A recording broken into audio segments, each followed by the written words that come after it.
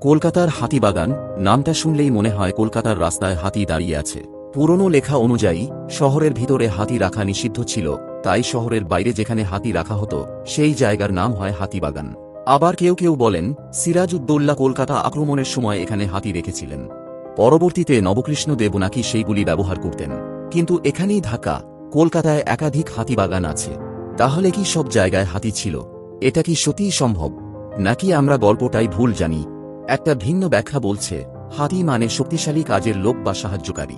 এই এলাকায় নাকি একসময় সব ধরনের কাজের লোক পাওয়া যেত, আর বাবুরা কাজের লোক নিতে আসতেন এখানেই।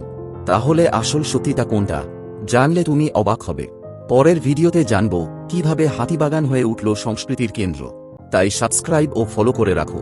আর ক্লাস 5 থেকে 10 এর free previous year question, verified exam link, tips ও স্ট্র্যাটেজি পেতে হোয়াটসঅ্যাপ কমিউনিটিতে যোগ দাও, লিঙ্ক পিন কমেন্টে আছে।